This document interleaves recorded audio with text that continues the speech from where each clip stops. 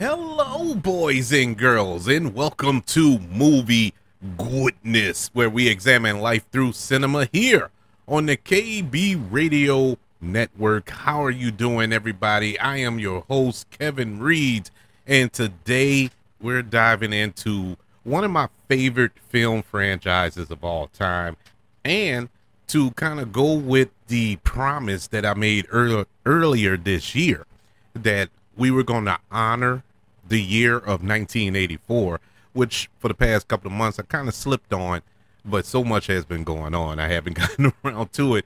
But this falls right in line with our 40-year celebration of the year 1984, which I feel is one of the best years of film. I'm not saying it's the undisputed best year of film. It was just so many classic films have come out of 1984. You know, we covered a couple of them. You know, Ghostbusters, the first Doom. Even though the original Doom film is not universally loved, it still brought a lot of people to that property. And why this Doom franchise that is currently going on with Denis Villeneuve and Timothy Chalamet starring in is so popular because a lot of people know about that 1984 film. And then you have Gremlins, you have it's just a plethora of films that come out in 1984. But there was another film that came out in 1984 that you can consider a classic as well, and it is none other than Beverly Hills Cop. And this film, even though Eddie Murphy was known at this time, you known him from SNL, you known him from 48 Hours, and you known him from his stand-up, Delirious, Raw, you known him. And so this was kind of a jolt into a different genre here. It's an action film, action comedy film, of course, but it was different from what we got in 48 Hours. You can argue 48 Hours was more of a Nick Nolte film than it was an Eddie Murphy film. Or, if you want to be fair and balanced, it was a buddy cop. Probably the first buddy cop film that we ever received in the genre. And so it wasn't his own standalone action film. We get it here with Beverly Hills Cop in 1984. So when this new film was announced, the new Beverly Hills Cop Axel F, which is premiering on Netflix 4th of July weekend, I said, you know what? We're going to go over this franchise. We're going to celebrate this franchise. And ask yourself the question, are you excited for this new film? I mean, Eddie Murphy is 63 years old right now, and I'm not just throwing a number out there. That's his age. He is 63 years old playing Axel Foley. So can he pull this off? Will this be a feather in a hat? Because Eddie Murphy, for the past couple of years, have not really delivered. I think the only film that I've enjoyed from Eddie Murphy in the last 5-6 years would be Dolomite Is My Name, or My Name Is Dolomite, whatever it was. It was a Netflix film. Wesley Snipes was in it. It was good, really good. Really enjoyed Dolomite, but we've gotten some kind of, I don't know how to say this, because Eddie Murphy is so embedded in my childhood. My daughter says I'm just infatuated with nostalgia. I clamp to that, and that's all it is. And part of that is true. I am kind of stuck in the nostalgia mode. A lot of those films and stars and actors from the era that I grew up with, I'm with them, do or die, no matter what. No matter if it's a good film or a horrible film. And the same thing with Eddie Murphy. Eddie Murphy is somebody I just enjoyed through and through. Everything he did when I was younger. I mean, the dude did no wrong. Think about it. Like I said, SNL. He was awesome on Saturday Night Live. He was awesome in 48 Hours. He was awesome in Trading Places, Coming to America, Beverly Hills Cop, The Golden Child, all these films that just shaped the 80s and early 90s, I would say, because after that, after the early 90s, it started to kind of dwindle a little bit when it came to Eddie Murphy films. I mean, Nutty Professor aside, they were few and far between. Very few and far between. But I mean, all those films from his career, the start of his career, he was money in the bank, man. When the Eddie Murphy film came out, that was that. It was everybody else get out the way, let Eddie cook. Harlem Nights. Harlem Nights. I rewatched that. I don't know when that was. About 2 or 3 weeks ago. It just randomly was on, and I was like, man, I haven't seen this in a while. And so I watched it, and it wasn't as good as I remembered. I loved it back then, and it wasn't bad. It wasn't a bad film, but it just didn't have that same impact that it did back when it came out. And that's a film that he directed. I think the only film that he directed in his career. But Beverly Hills Cop, that was his baby. That is his baby. And he has been pretty good in these films. There's only 3 at the time of this recording that I can review. So I'm just going to review the first 3 films in the Beverly Hills Cop franchise. And of course, we're going to review Beverly Hills Cop Axel F when it's released on Netflix July the 3rd. But this character of Axel Foley is one of my favorite cinematic characters. I will put Axel Foley up there with Indiana Jones. I will put him up there with, and this is my personal list, people. My personal list. Don't freak out. Like this is etched in stone. This is my list. And so I will put him up there with Indiana Jones and Han Solo, coincidentally played by the same person, Harrison Ford, as iconic cinematic heroes. There are a lot. I'm not going to go through a list because that's not what this show is today. But Axel Foley is one of those characters. It's something about the charisma and the charm of Eddie Murphy that he brings to this character that is second to none, that you don't see on screen and from nobody. Nobody can pull this off. Nobody can balance comedy and action and even, dare I say, drama in one performance, in one film from the same character and make it work. Eddie Murphy does that. And it's especially with this character. Yes, Akeem in Coming to America was an awesome character. Professor Clump was an awesome character, and all of the other characters that he played in that film.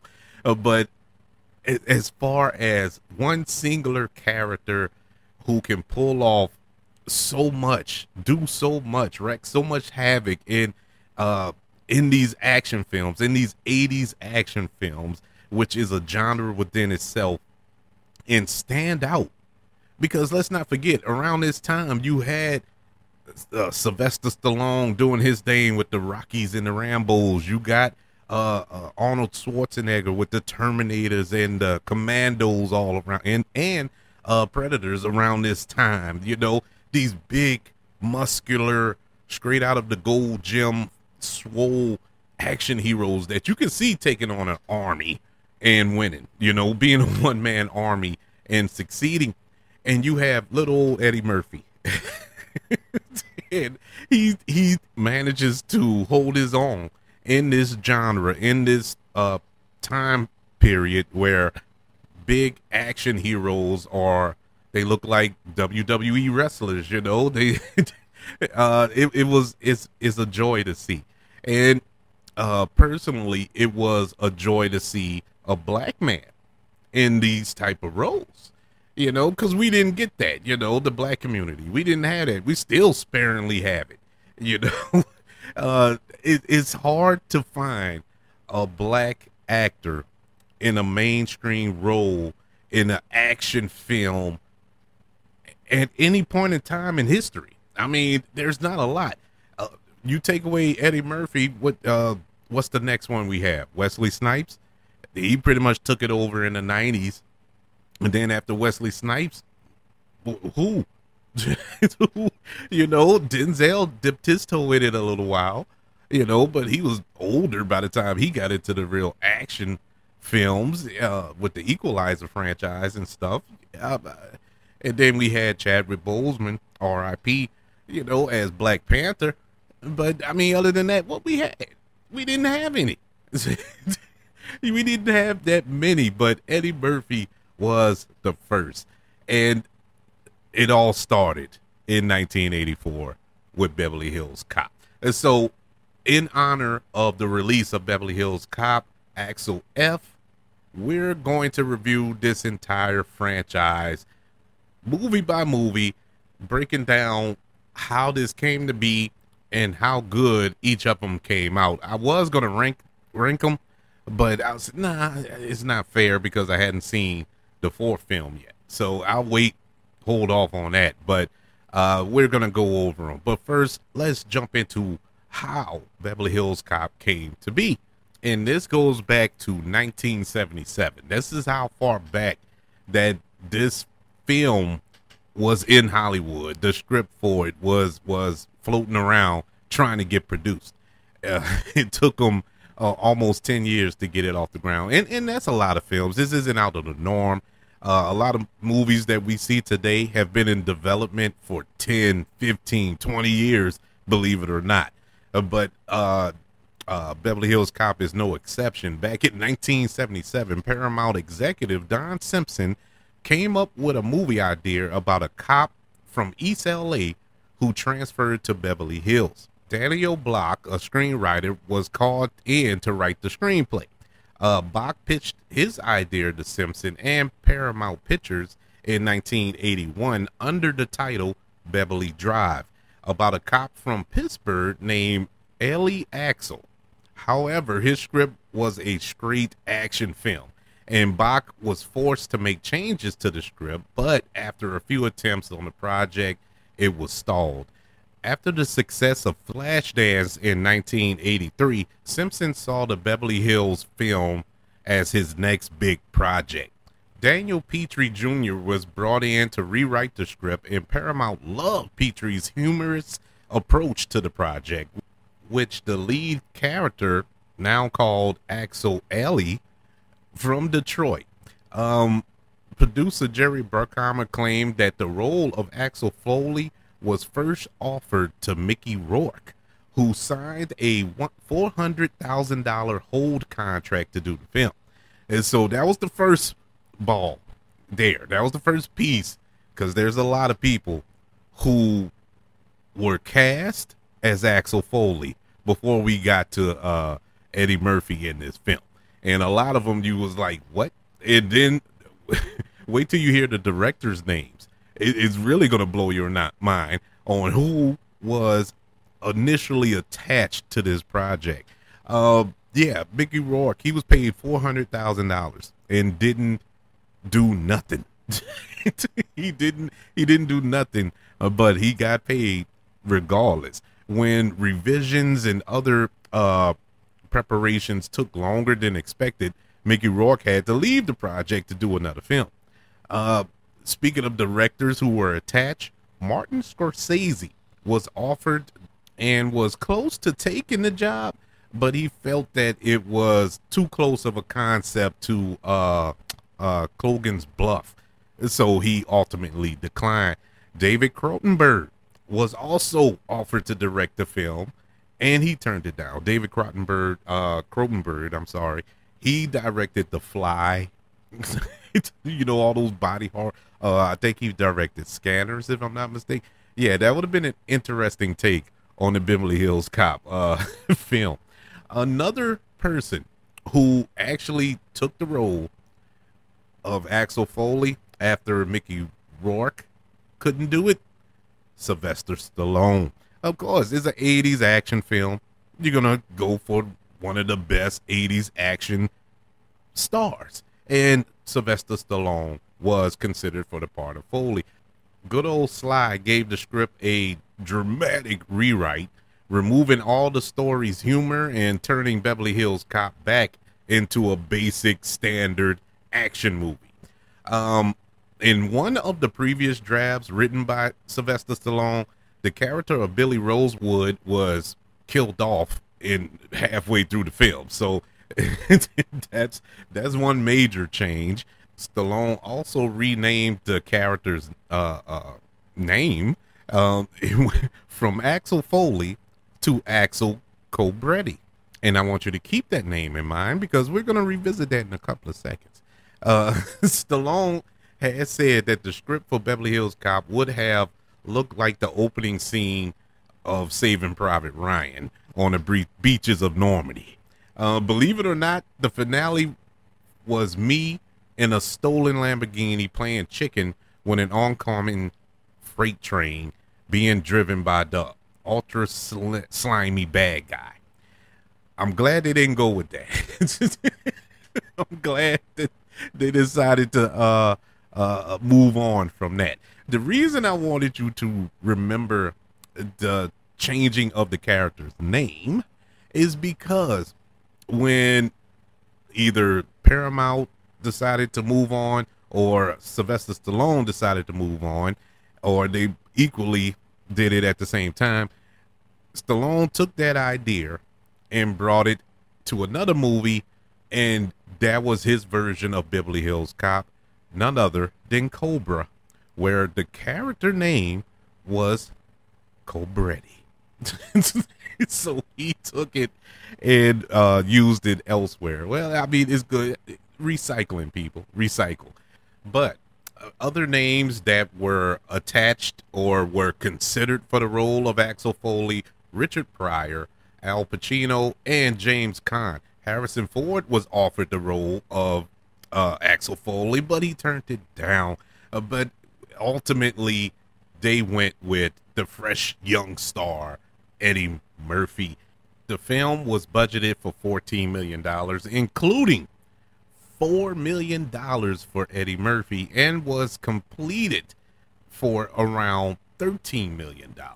Production began in May of 1984 and continued into the summer, taking place mostly in and around Los Angeles. The opening scene was filmed over several days in Michigan, in Detroit, and nearby Wayne.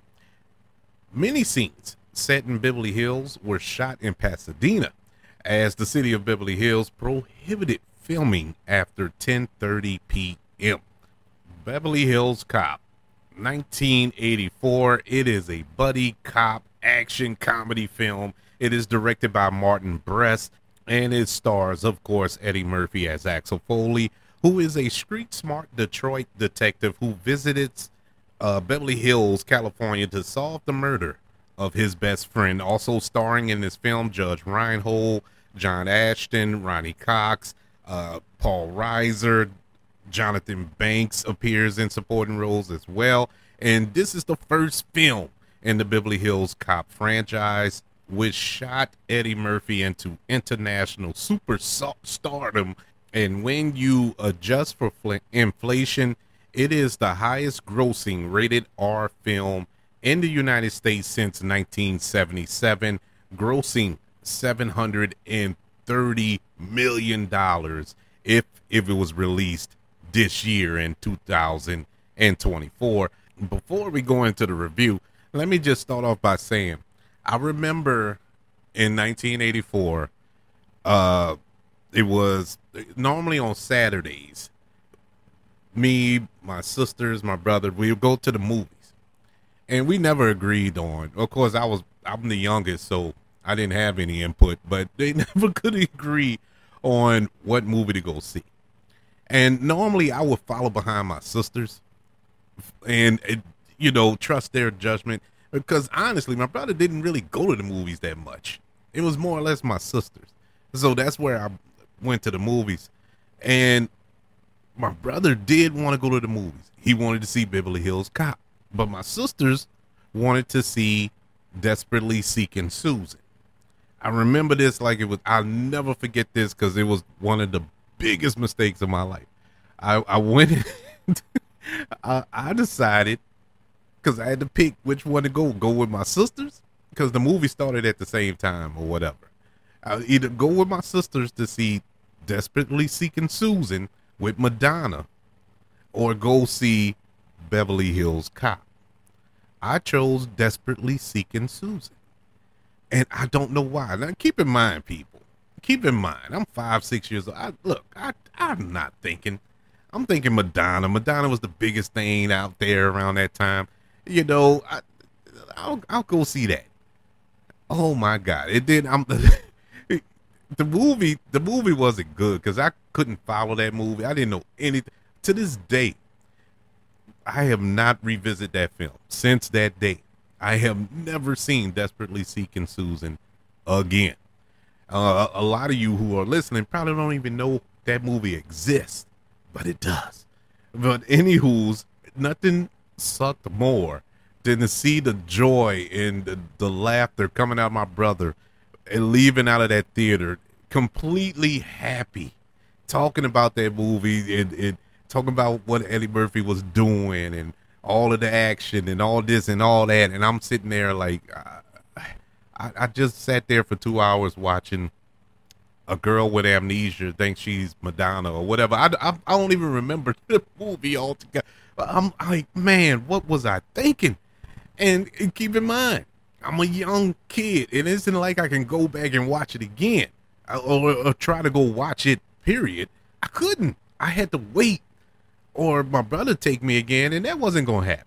And so I didn't get to see Beverly Hills Cop until it came on TV, or I think my dad rented it on VHS, and I think that's how I saw it, maybe a year later. And so, yeah, that's how I came to Beverly Hills Cop. But this film was so much joy, man. This was an exciting film. It comes on just with excitement. You have Eddie Murphy playing Axel Foley. He's on this undercover sting, trying to sell cigarettes out of the back of a truck, and it goes belly up like it always does for Eddie Murphy in these films, and the crooks start to run. And they take off in the truck, and Eddie Murphy is still on back of the truck, and he's hanging on, and they're going through the streets of Detroit, and he's hanging on the back of this truck with the cigarettes coming out the bag. Police are following, and I'm like, man, this is amazing. This is Eddie Murphy. You know, this is an Eddie Murphy movie, and it was so cool. It was real cool to watch that. The dynamic with Detective Todd, or Inspector Todd, who is a real detective now. He was a real he passed away, God rest his soul, but he was an actual police officer for the Detroit police department at one time, and he even ran for mayor, I believe, of Detroit, if I'm not mistaken. He lost, but I think he ran in 2000 somewhere. It was early 2000s. But he passed away in 2016. These 3 Beverly Hills Cop films are the only movies he ever was a part of. He didn't acting. He wasn't in acting for the acting. That wasn't his thing. But he killed this role, man. I loved him as Inspector Todd. You know, you couldn't tell that he wasn't an actor. If that's how he was in real life, God help the police department who worked under him. But he was something else, man. The dynamic between him and Eddie Murphy was perfect. What attracts me to this role, to this character, to these films, is Eddie Murphy's ability to come off as goofy and silly and just a goof, but he really is smart. You know, the way that they display him using his detective skills, you know, it's not just happening on to situations that we find in typical action films, especially in this era. You know, a detective just stumbles upon clues or runs into the killer by happenstance or something like that. But no, no, no. He actually does the legwork here. He actually goes and investigates.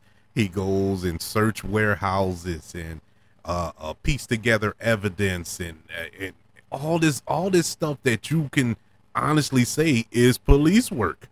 And he shows how intelligent he is by shocking everybody around him, because everybody look at him as a thug with a badge, you know, just a whatever.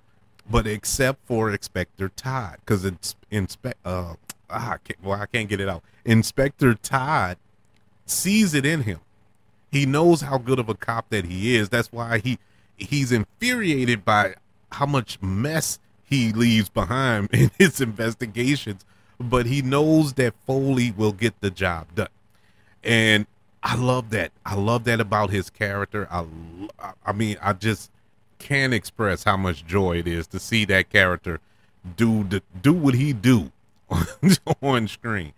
The dynamic between Foley and Rosewood and Taggart, those three, it's like the Three Stooges, you know. You know, it's Eddie Murphy, Judge Reinhold, and John Ashton. To see them bounce off, they couldn't be any different from each other. You know, yes, of course, the ethnicity and all that. Yeah, we know that. But I'm talking about personality wise and how they conduct themselves. And, you know, they're all police officers, but Taggart and Rosewood are by the book, you know, dotting I's, crossing T's, don't ruffle any feathers. They do their job and go home. And Eddie Murphy is by any means necessary. You know what I'm saying? It's cool to see them work together, and he teach them how police work truly is. You know, because in Beverly Hills, they don't really encounter the stuff that he encounters in Detroit. You know, so it's a different way of policing in Detroit. You know, Rosewood and Taggart wouldn't last a week in Detroit in the style of police work that they do. You know, so that's the joy of watching that arc in this film. When it started off, they see him as one thing, but when this film ends, they are brothers in arms. They are brothers, period. You know, they've grown to respect and love one another, which continue to grow throughout all these films. And once again, great job directing by Martin Brest. The script was tight. It never lagged. Like, this was a different action film for the 80s. You know, the 80s is known for muscles and blowing up. You know, blowing up everything. It really wasn't any detective work. It was just going to kill the bad guy type situations. This wasn't that. This was so much more. The comedy, you know, so it's so many quotable lines and memorable scenes to come out of this film and the others, but this film especially. I absolutely love Beverly Hills Cop, and it is truly a classic in my humble opinion. Really no negatives in the film.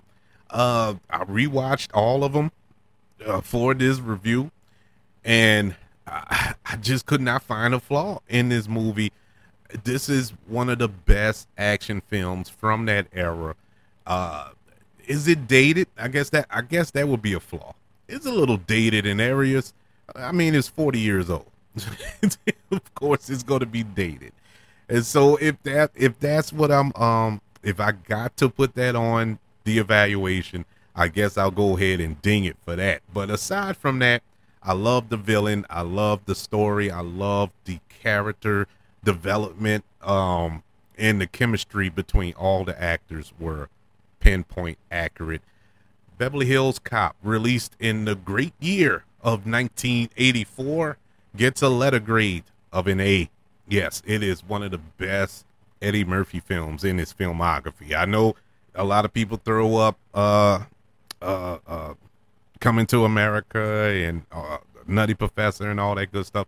All of them are great, but this was great because of the dynamic of this character. How poignant of a character this is. This character is still going. This character is still going. We're getting another film out of this franchise. That's how good of a job Eddie Murphy has done with this character. And so I am all in on this new one coming up. But yes, man, this is one of my favorite Eddie Murphy films or franchise, to be honest with you, because we're about to dive into the sequel to Beverly Hills Cop, aptly titled Beverly Hills Cop 2. That honestly, as much as I loved, and you just heard how much I was gushing and bubbling over the first film, the second film, you can argue, is better. The second film, the sequel, was better in areas. I'll say in areas, but I'll expound on those as we go into the review. But yes, Beverly Hills Cop 2, which came out in 1987. This go around, it is directed by Tony Scott, and it stars yet again Eddie Murphy as Axel Foley. It's the second installment into this film franchise, and Eddie Murphy returns as Detroit police detective Axel Foley, who reunites with Beverly Hills detectives Billy Rosewood and John Taggart to stop a criminal organization after Captain Andrew Bogomil is shot and severely wounded. Now, this go around, I didn't have the choice between Madonna and, and Eddie Murphy. I knew full-fledged what I was going to get into. I knew what I was picking. I knew I wanted to see Beverly Hills Cop 2. And this was in an era where sequels were kind of sporadic. You know, we didn't get automatic sequels like we get nowadays. Nowadays, you know that a film is set up for a trilogy, not just a sequel, but 3 films right off the bat. And so back in my day when I was growing up, it was exciting to find out that there was a sequel to a film that you enjoyed, that I enjoyed. You know, I remember when I found out that they were making a Lethal Weapon 2, which came out, I think, not too long after this. But I was super excited. And, you know, there was distance between the films. You know, normally it'd be about 3-4 years. In some cases, 5, 6, 7 years before you get a sequel. And I enjoy that aspect of that era where we got those films, and there was some time. There was time to chew on the original film. And the original film didn't set up sequels. You know, think about Terminator. You know the insanity that came when they announced Terminator 2, when that first teaser trailer dropped. I remember being in the theater just like, wait, we're getting another one? Another Terminator? You know? And so, and that's another film from 1984, Terminator. That was the one I was trying to think of earlier. But anywho's, yeah, it was exciting when you found out about a sequel. And it was exciting when I found out that Eddie Murphy was going back into the world of Beverly Hills Cop. And once again, Eddie Murphy was still on top of the world at this point. He was still money. You know, everything that he touched turned to gold at this point of his career. And so for him to go back and do this film, to play Axel Foley once again with a different director, Tony Scott, who at this time he had made Top Gun. And so you know that it's going to be very action oriented. He is an action guru, at least he was. God rest his soul, Tony Scott, the brother of Ridley Scott. But he is a very action-oriented director. And so there was going to be much more action in this film on top of the Eddie Murphyisms that you're going to get. And that just added to my excitement for this movie. Now, how this film came to be, Paramount Pictures had planned to make a TV show based off of the first film. and it was going to star Eddie Murphy. Now, Eddie Murphy turned down the TV series. He didn't want to do a TV show, but he was willing to do a sequel. And so Don Simpson and Jerry Bruckheimer hired Tony Scott to direct due to their success of the 1986 blockbuster Top Gun, which starred Tom Cruise. The film was originally to be set and filmed in London and in Paris. However, the script was rewritten after Eddie Murphy expressed his reluctancy to film outside of the United States. So Eddie Murphy's salary to star in this movie was $8 million. Let's not forget, he made $4 million to do the first Beverly Hills Cop. And so he doubled that for the second film. The budget of this film was $27 million. Ronnie Cox was going to have more screen time in this film, but due to his role in RoboCop at the time,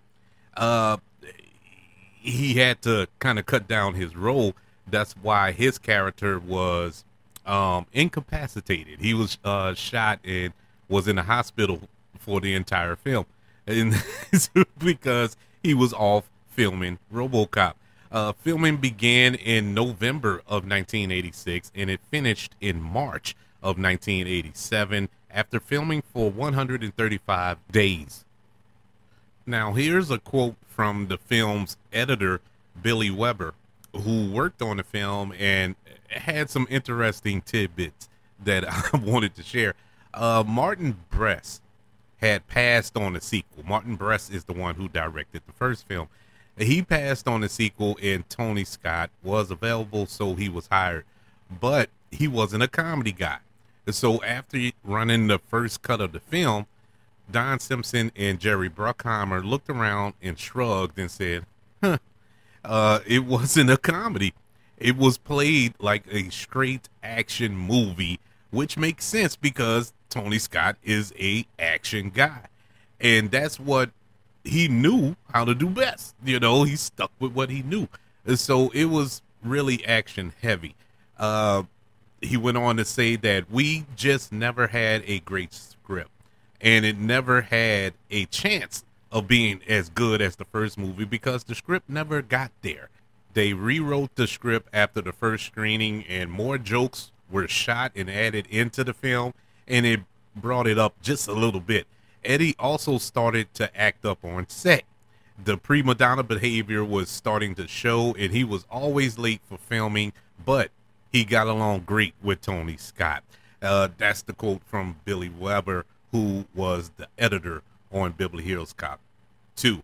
Now, this isn't the first time I've heard of Eddie Murphy having that, you know, kind of pompous attitude on a film set around this time. You have to think, you have to really think. Eddie Murphy was a box office just star. You know, there's no other way to put it. He was a box office star. Every film that he made was a hit. Every one in his entire career up to this point. And so he had the attitude that he could do what he wants. You know, a lot of that still goes on with actors these days. I just saw a report. Well, not just. It was about a month ago. Dwayne "The Rock" Johnson has this same behavior on set, allegedly. And so everybody who feels they are a star, that they're bigger than the movie itself, they tend to have that attitude. But as of late, you know, there's been reports of, you know, especially on his last few films. I'm talking about Eddie Murphy. His last few films, as he's gotten older and wiser and humble, you know, he has changed his tune, flipped it. You know, he's not that prima donna on set as he used to be. And so it is good to hear that him and Tony Scott did get along on set, though. It kind of contradicts, because if you were late to filming and acting up on set, that's normally a formula for discourse between the director and the star. But if they got along on set, I don't see where Eddie Murphy was this much of a problem. But hey, that's just one person's opinion. That's the editor, and so who knows? It could be something different. I wasn't there, and so I can only go by what he says. But that's besides the point. Let's jump into the review of Beverly Hills Cop 2, a film that is the second in the Beverly Hills Cop franchise. This this go around, it is super action heavy, as they've said throughout the production here, that Tony Scott is known for action, and that's what he brought to the table. And the action in this film is outstanding. I love the action sequences, the bank robberies, or the alphabet crimes that take place throughout the film, the shootouts at the end, or the car chases and all this. All that was great. All that was great, and I even loved the comedy.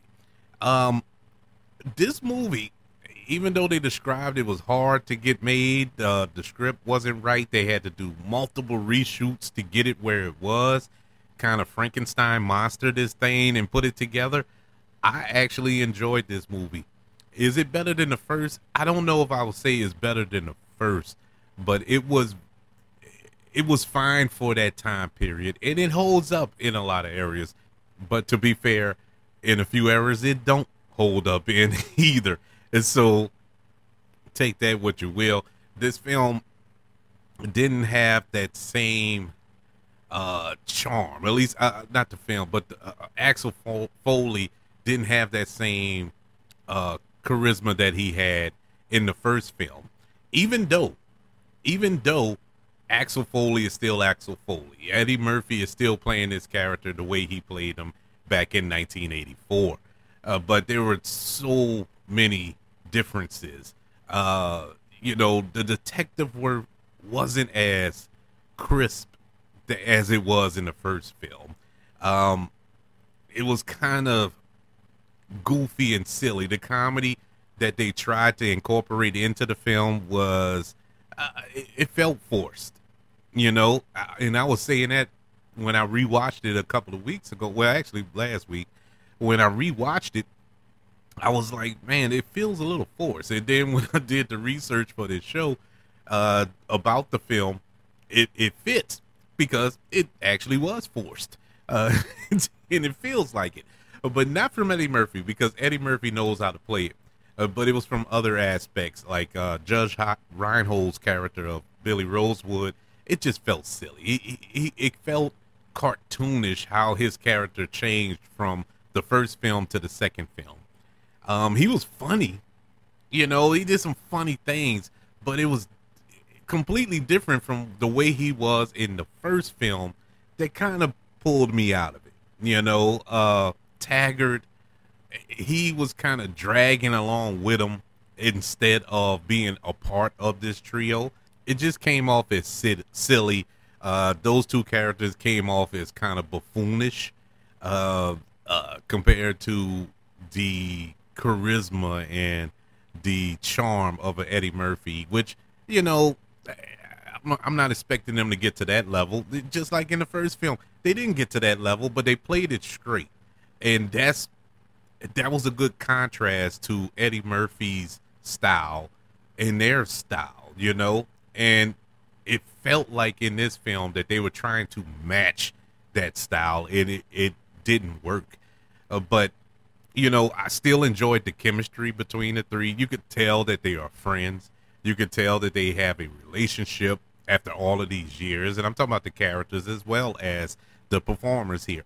And it shows on screen, and that part is undeniable. I enjoyed that part very much. So the action, as I keep harping on, outstanding. The action was outstanding for its time. And for an 80s film, for this era of film, this was great action. Nowadays, not so much. That's what kind of makes me nervous about Beverly Hills Cop Axel F that's coming out. I got those vibes from the trailer. I haven't seen the movie yet, so it's kind of unfair to throw that on him. But I'm just saying just got that vibe, and that's not a bad thing because I did enjoy this movie. You know, so I'm not knocking it, but it just felt like an '80s action film. We shall see when it comes out. But this film, being as though it came out in '87, it feels like a 1987's film, and it is super dated in areas of this film, which pretty much spreads throughout the whole film. Some aspects of this film can work in today's filmmaking. Other aspects, impossible. It would not work. The villain here, the whole plot was very convoluted. I did not like it. Even though I like the villain, the actor who's playing the villain, I should say, I can't pronounce his name, so I'm not even going to try. He's been in multiple films, but I cannot pronounce his name. But I liked his performance. I just didn't like his plan. Bridget Nielsen in this film, great, loved her, always did, you know, from Rocky 5 on. Enjoyed her in this film. They just that plot was so dumb. It was just a dumb plot, but you went with it, you know, but it was so silly. It made no sense. It just didn't make sense. Super convoluted, and it just did not work. But the movie did work, though. They found a way to work around it, which I'm quite honestly impressed and shocked by. That they found a way to work around a major plot point in this film. But hey, it is what it is. I got one other takeaway from this film that I completely enjoyed. I love the fact that we got more of Paul Reiser in this film, and the fact that Eddie Murphy's, Axel Foley left Paul Reiser's character the keys to a Ferrari and wanted him to drive around town while he sneaks off to Beverly Hills to investigate this crime. And that whole thing, that whole Paul Reiser subplot throughout the film was money. That was money. They could have made an entire film just on that, and I would have bought a ticket for it. It was hilarious the way he was driving around in the car when the mayor, was it the mayor or the commissioner, police commissioner? I think it was police commissioner was trying to call Inspector Todd, and Axel Foley found a way to call Paul Reiser's character before Inspector Todd got to his office, and so he had to disguise his voice and act like Inspector Todd.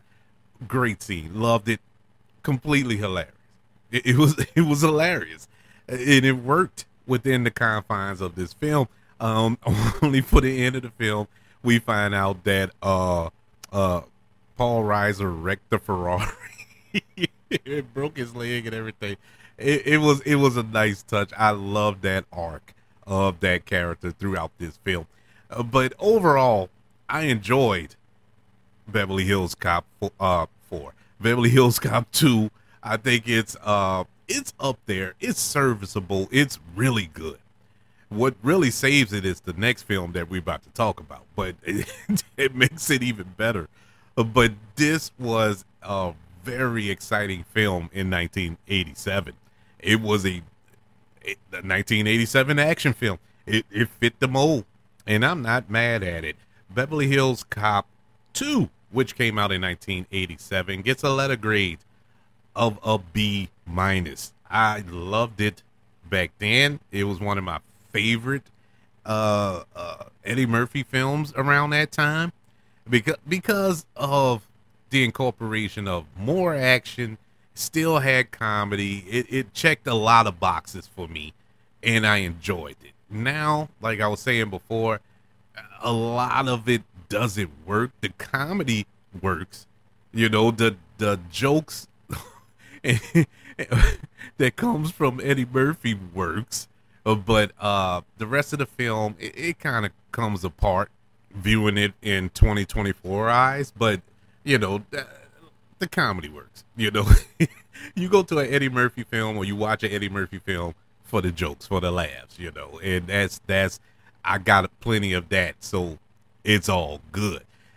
That leads us to our final film today, which I thought would be the final film in the franchise, even though I was praying for years, for years, that we get another film, and we're finally going to get it in a couple of days here on Netflix. But I did not want Axel Foley to go out on this film. This film was so disappointing. I just cannot believe that this film got made. It blows my mind that this film got greenlit. I cannot believe that this movie exists, and it is none other than Beverly Hills Cop 3, which came out in 1994. This go around, the film is directed by John Landis, who is re-teaming with Eddie Murphy for a third time in this film. In case you don't know, John Landis directed Eddie Murphy in Trading Places, also in Coming to America. And so this was their third team up in this film. And immediately when they announced that back in 1984, I was so confused. I was so confused by that, because John Landis is not an action movie guy. He's a comedy guy, you know, but action movies? Now, I know in its core, Beverly Hills Cop is not a real action franchise, you know, in the traditional sense. But I'm not known, or I haven't known John Landis to direct any action whatsoever in his career, you know. So this was a very curious choice for the director of this third film. And now we're going to go through the production or the pre-production of this, and you're going to find out that there's a lot that took place to make this movie come to light, which is even more baffling. This is what y'all settled on. But nonetheless, after the success of Beverly Hills Cop 2, Paramount Pictures were just compelled to make a third film in this franchise. Eddie Murphy was asked about it in 1989, and he said, "There's no reason to do it. I don't need the money, and it's not going to break any new ground." How often can you have Axel Foley talk fast and get into a place he doesn't belong? But those mofos, and he didn't say mofos, are developing scripts for it. They're in pre-production. The only reason to do a Cop 3 is to beat the bank. And Paramount ain't going to write no check as big as what I would do for something like that. In fact, if I do a Beverly Hills Cop 3, you can safely say, oh, he must have got a lot of money for that film. And so we know off the bat that Eddie Murphy got paid. And during the early development of this story, there's been a plethora of different script ideas, movie ideas concerning this third installment. One of them consisted of Axel Foley, Rosewood, and Taggart going to London to rescue Captain Bogomil, who is being held hostage by terrorists during an international police convention.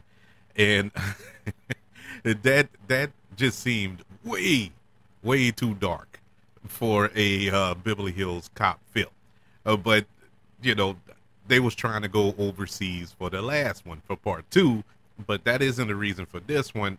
Somehow problems with the script, of course, and the budgeting issues caused pre-production to slow to the point that both John Ashton, who plays Taggart, and Ronnie Cox, who plays Bogomir, had to drop out due to obligations to other projects.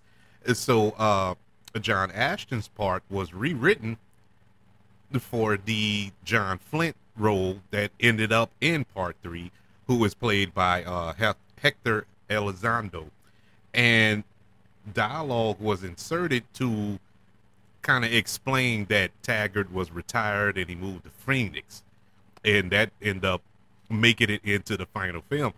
Uh, Ronnie Cox's character of Bogomil absence was never addressed in this film. Never. I mean, they didn't touch in on it. His name wasn't mentioned at all.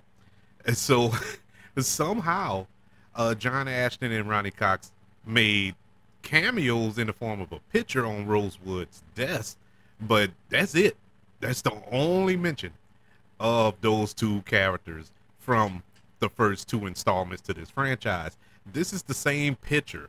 The picture that's on Rosewood's desk is the same picture that appears in part 2 on Bogomir's desk. It is also on Axel Foley's desk as well. That picture, I don't know, I guess that's the only picture they took, and they made copies for everybody. But it is what it is. In an interview that took place in 2012, Ronnie Cox said that they did want him in Beverly Hills Cop 3, but he read the script, and he left it at that. He left it at that. He was the smartest one out of everybody associated with the Beverly Hills Cop franchise. Other rejected ideas for part 3 included a screenplay in which Foley has to deal with his celebrity status, you know, from the first two films, busting the crime ring and the drug dealer in the first one. A scenario teaming Eddie Murphy with Sean Connery as a Scottish Yard detective in another Axel in London idea, where his Scottish Yard counterpart would have been played by John Cleese, which sounds weird to me. Now, that would have involved British gangsters who were loosely based on the real-life gangsters, the Cray brothers, who were captured in Detroit and transported to London by Paul Reiser's character from the first two films. And Axel Foley would have gone overseas after the gangsters' henchmen broke him out of custody and murdered Paul Reiser's character. This was scrapped because producers Don Simpson and Jerry Bruckheimer decided it was too close to the story of the 1989 film Black Rain, which starred Michael Douglas, and that's pretty much the same plot. If you ever seen that movie, it's the same exact plot. And so they brought in Stephen E. D'Souza, who is known for writing Die Hard, one of the writers on Die Hard, and a plethora of other action movies around this era. He was brought in to write the screenplay, and he originally wrote the story as more of a Die Hard in a theme park. And so he was told that each of the rides he had designed would cost about $10 million to build, and the whole film would cost about $70 million. When the box office results for Eddie Murphy's 1992 comedy The Distinguished Gentleman came in, Paramount ordered the budget to be cut to $55 million. Paramount had earlier told Simpson and Bruckheimer that they would only overlay $25 million for a proposed version to be set in New York City. One of the main reasons that the producing team parted ways with the studio. Action producer extraordinaire Joel Silver, who has, I mean, you pick an action film from the 80s and 90s that he didn't produce, you know, going back to Die Hard 2, Predator, the Matrix films. He was a juggernaut as far as Lethal Weapon films. He was a mega action film producer around this time, and he was set to take over the producing duties from Simpson and Bruckheimer. However, negotiations on a large budget resulted in production delays, leading to Joel Silver quitting the production. It was at this time that producers Mace Newfield and Robert Rami took on the project. Subsequently, the film became more about the investigation and less about the action. Production was temporarily shut down to allow the Paramount top executives the chance to get a grip of the film's spiraling budget. Originally estimated at $55 million, it was soon in excess of $70 million. Of that $70 million, $15 million went to Eddie Murphy. Uh, he said he was getting paid, and he meant he was getting paid. Just think, for the first film he got 4 million. For the second film he got 8. For the third film he got 15. And so, not a big jump, but a big, not as big as I thought he would get. You know, going by his remarks that they're gonna have to bag up the bank. But of course, $15 million is a lot of money, and especially for this movie. My God, he stole money. But let's get into this breakdown. Beverly Hills Cop 3, directed by John Landis, starring Eddie Murphy, returning as Detroit detective Axel Foley, who once again returns to Beverly Hills to team up with Detective Billy Rosewood, once again reprising his role, Judge Reinhold, to stop a gang of counterfeiters at a local amusement park called Wonder World. This movie was so bad. Let me tell you something. I rewatched all these movies for this show. I did not watch part 3. I watched 10 minutes of part 3 because I was talking about it with my daughter, and you know, she was asking me what show I'm about to do. So I'm explaining to her what show and what I'm doing. And so she was like, I didn't know there was a Beverly Hills Cop 3. I say that you're blessed because I do, and it's horrible. So she wanted to know how bad it was. So I popped it on and let her watch about 5-10 minutes of it. I can't remember, but she walked out. She couldn't she couldn't take it. And she doesn't know anything about Beverly Hills Cop, the whole franchise as a whole. I think I watched part 1 with her a long time ago, but it's aside from that, she's not connected to this. So she doesn't care, but she knows bad movies when she sees it. This movie starts bad, it ends bad, and there's a bunch of bad in the middle. Is no action. Well, I ain't gonna say no action. There's no good action in it. The comedy doesn't work. As much as I had my problems with Beverly Hills Cop 2, at least I can hang my hat on the fact that the comedy worked. The comedy worked, so you was willing to rock with the movie, and the action worked for the most part as well.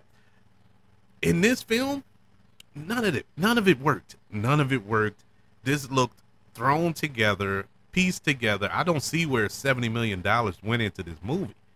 Aside from the $15 million that they paid Eddie Murphy, this movie looks bad.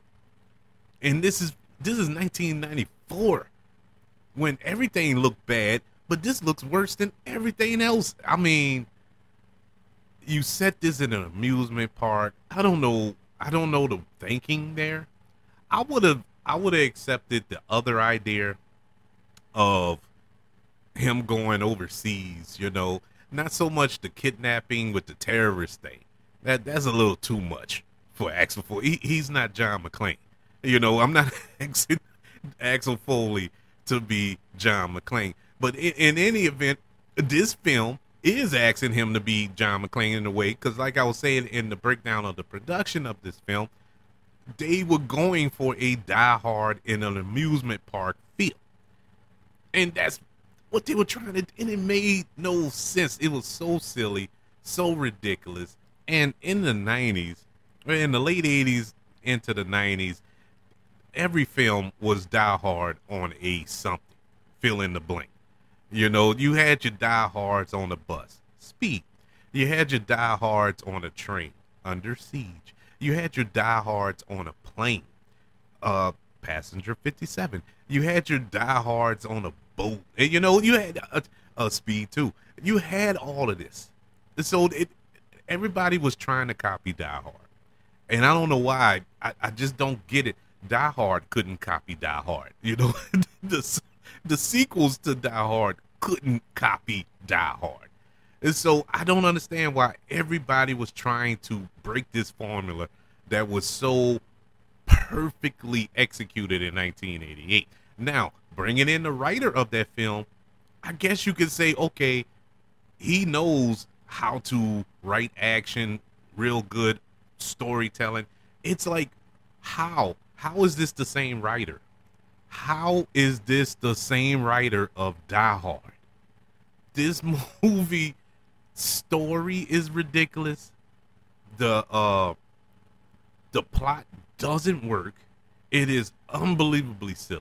I mean, unbelievably.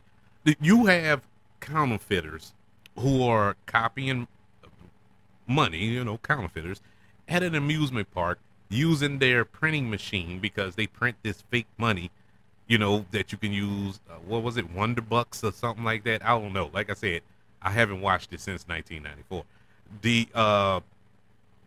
They're using this and knock off Disneyland as a cover.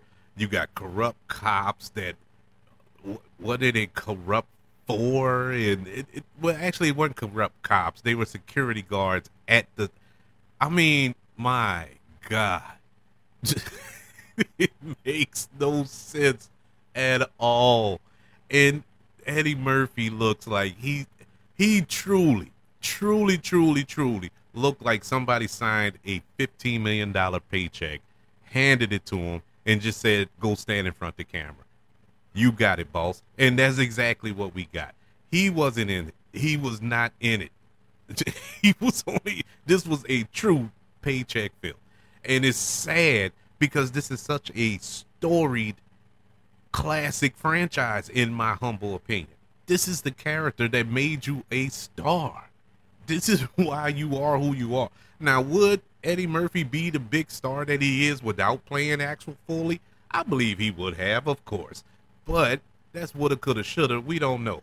But we do know for certain he played Axel Foley and played him to perfection. And that is why we love this character. That's why people were willing to give this movie a shot and were ultimately crushed at the end. I mean, this was so silly. You had Surge return, played by Bronson Pinchot, who I love. I've been a fan of his, mainly because of Perfect Strangers, the old sitcom that used to come on in the 80s. I loved that show growing up. I used to watch it religiously every week on TGI Fridays. But the only reason he's in this movie, aside from the fact that he was in the very first movie for like a scene or two, and they threw him in this movie like everybody was going to remember, oh, that's that guy from the first movie that was in the movie for 3.9 seconds. But they threw him in here for and this is what Eddie Murphy has said. The reason he's in this movie is because he's the only one that can make him laugh on set. Bronson Pinchot. He's a big fan of him. He enjoys his company, I guess, and that's how he got the job. He'll be in part 4 as well. I saw him in the trailer, so there's that. And I like Bronson Pinchot, and his character was funny, but it was out of place and silly and goofy, and he was basically Q from James Bond films, giving Axel Foley all of these gadgets. And like, where did this come from? Now all of a sudden, Axel Foley is James Bond of Detroit. Why? Where does this come from? All these stupid little exploding keychains, flash grenade keychains, and his weapon that shoots out rockets and all this other stuff. I'm like, what is this? What is this? This is not Beverly Hills Cop. They could have named this any other film and I would have been all right. This could have been any other film and I would have just took it as a silly little movie that Eddie Murphy starred in, which he did a lot of those. So I could have lived with it. But I can't live with the fact that they completely poo-pooed on this franchise with this film. We had the just unnecessary death of Inspector Todd. And that was in the first 5 minutes. And you're like, why did you kill this character off? I guess to give Axel Foley some motivation to go back to Beverly Hills Cop to find the guys who killed him. All right, if that's your motivation, fine. But why was he even there? Inspector Todd has never left the headquarters in any other film. We have never seen him outside of his office in any other movie except this one. And as soon as he does, he gets shot and killed. It is so ridiculous.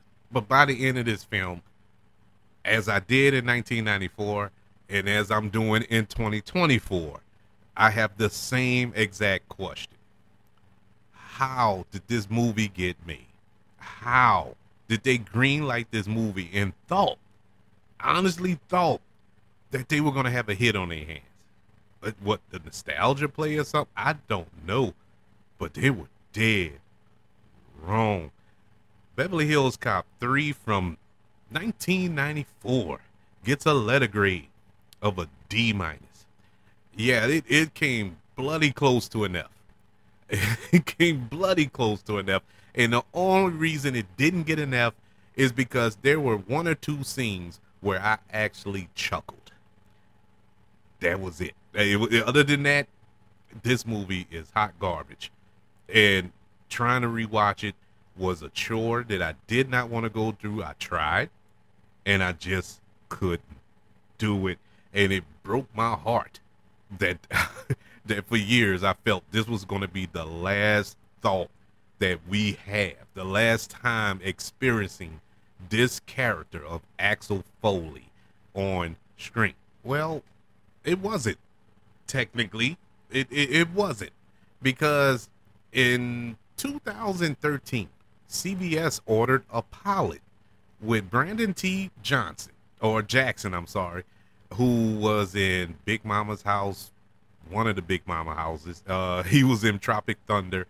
He was going to star as Axel Foley's son, Aaron, in an hour-long crime drama produced by Sean Ryan, who produced The Shield and the other shows. And it was going to be Beverly Hills Cop, the show, on CBS. And so in January of 2013, Ryan stated that it's going to be a CBS procedural. We're going to solve a case every week, but we're going to do it with a lot of humor and a lot of fun. And I would say the stealth thing I would like to get in is, in a day and age when income equality and class inequality dominate a lot of the country, this is going to be an opportunity to put a young working class kid in Detroit in the middle of Beverly Hills. You can do a lot of stealth social commentary with that material.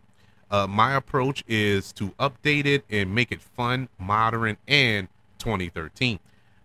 The plot opened with a 4 to 5 minute sequence, which I think is really harrowing and very dangerous. That would be something that you may have seen on Chicago Code or The Shield. I wanted to feel grounded in that way. There'll be some opportunities for laughs after that. It's not a laughs come first type of show. So in January of 2013, Kevin Pollak was cast as the irritating, risk-averting in-house attorney for the Beverly Hills Police Department. David Dentman was cast as Brad, an honest and likable but socially awkward detective, formerly a baseball player and musician. Director Barry Sonnenfeld, who given us such films as The Addams Family, Get Shorty, Men in Black films, he agreed to direct and serve as an executive producer of the first episode of Beverly Hills Cop, the TV show. In May of 2013, CBS decided to pass on the Beverly Hills Cop TV show. I think one of the, and this me talking, I think one of the reasons why that show didn't get picked up was the fact that there was no Eddie Murphy. Eddie Murphy did appear in the pilot. You know, he is the father of Brandon T. Jackson's character. But he wasn't going to return. He was just there to kind of pass the torch, if you will.